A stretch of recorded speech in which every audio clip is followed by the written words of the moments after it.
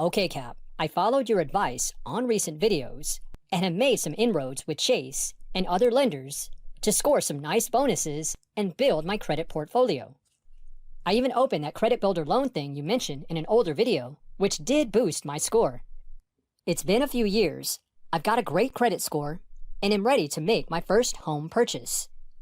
I've got some money saved, but don't feel I'm getting a fair shake when I go to Chase or any of the other lenders I've got credit accounts with. You mentioned it was a good idea to open accounts with as many different lenders as possible so they could be leveraged for better terms when it came to a big purchase like a mortgage.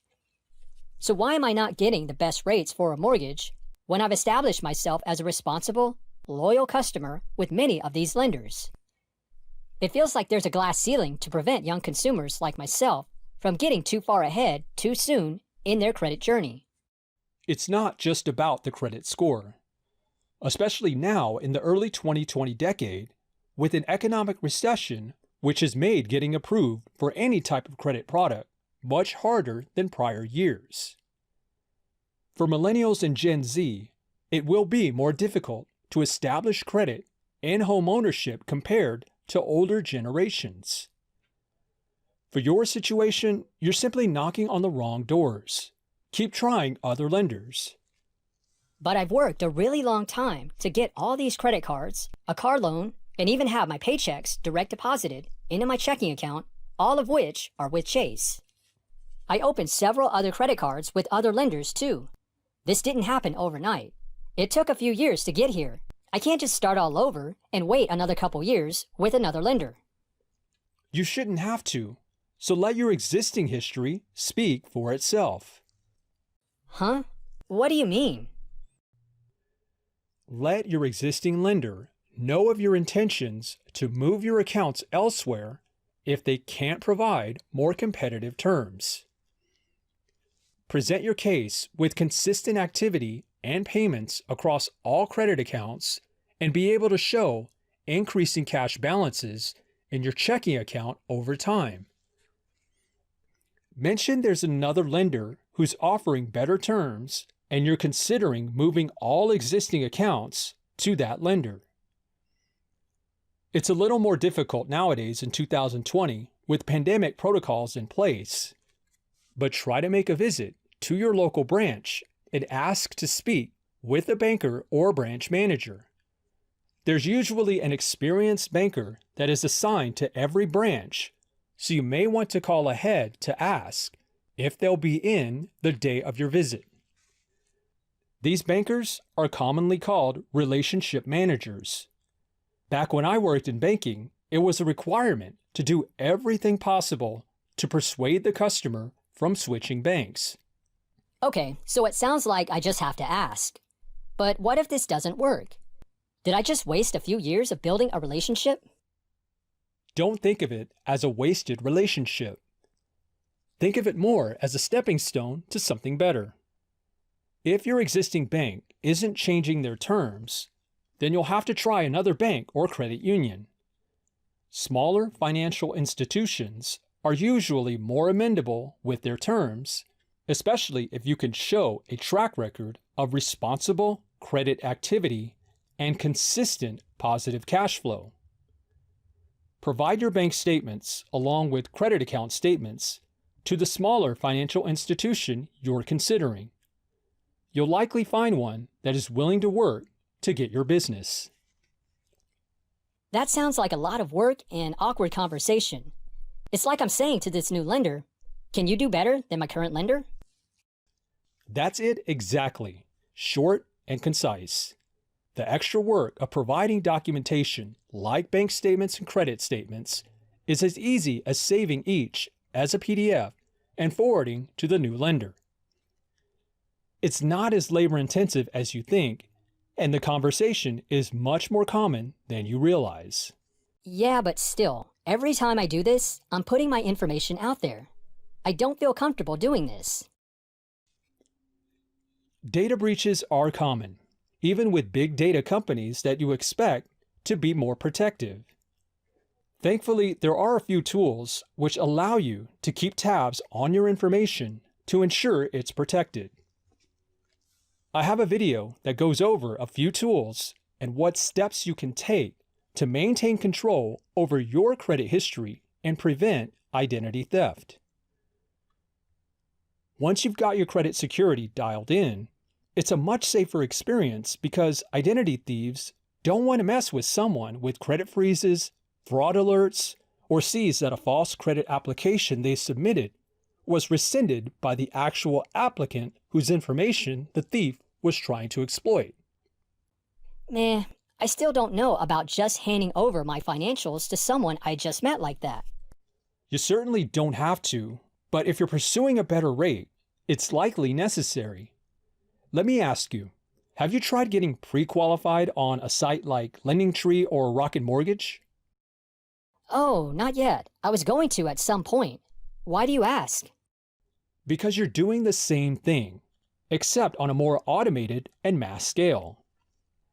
These sites are brokerage hubs where your information is shared across many databases beyond mortgage lending.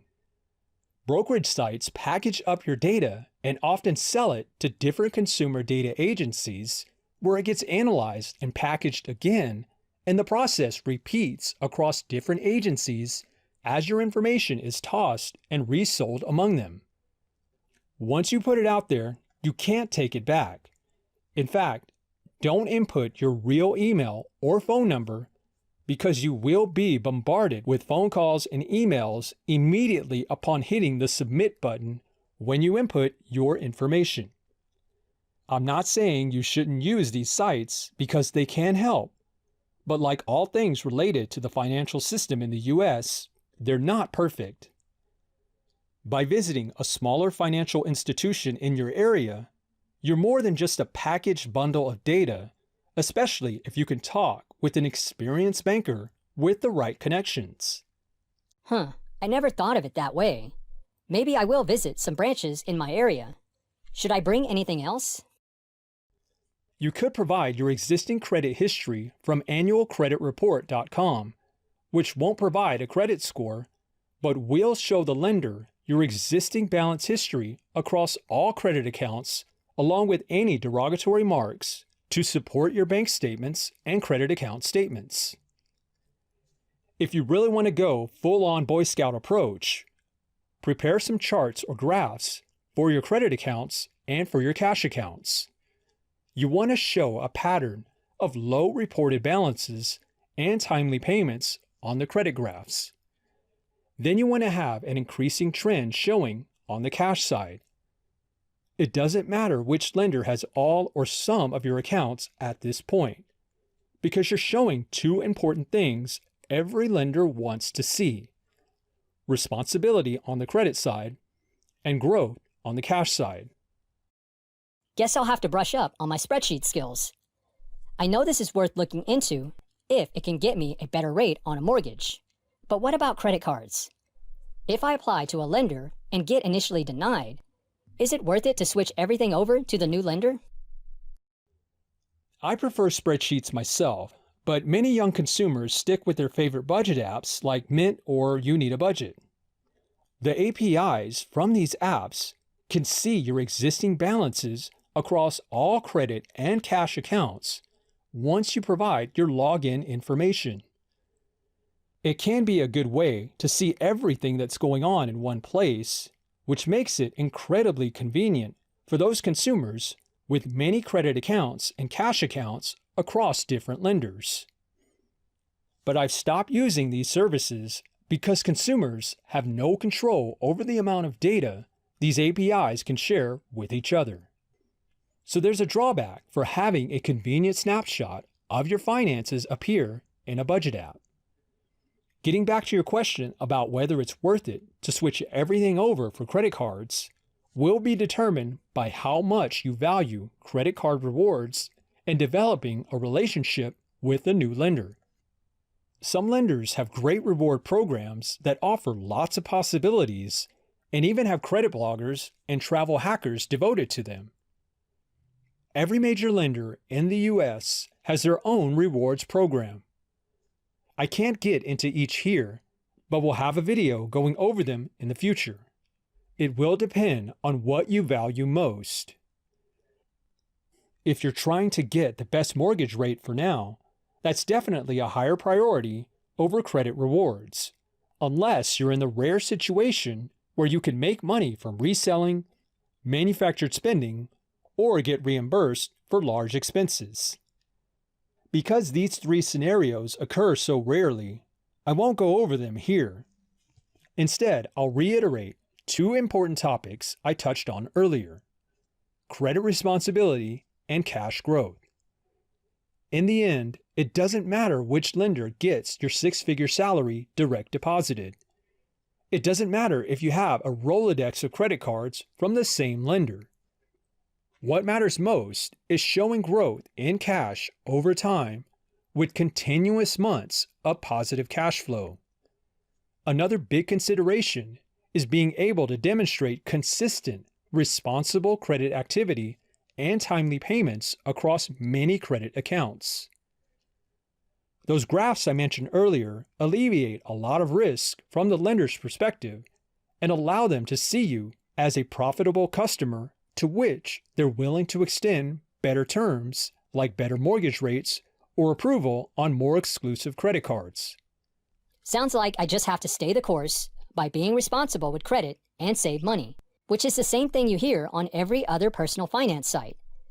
But the part about being able to show other lenders what I'm doing with statements and graphs may prove useful. I just thought I'm already responsible and loyal to my current lender, so why wouldn't they help me out? I'll be in touch with a few smaller banks and credit unions to discuss better mortgage terms because I'm not paying all that extra money every month. So what obstacles have you hit in your credit journey with lenders? Were you denied a credit card? Or maybe offered a less favorable mortgage rate than expected? Let me know in the comments anytime. Hit it, Steve.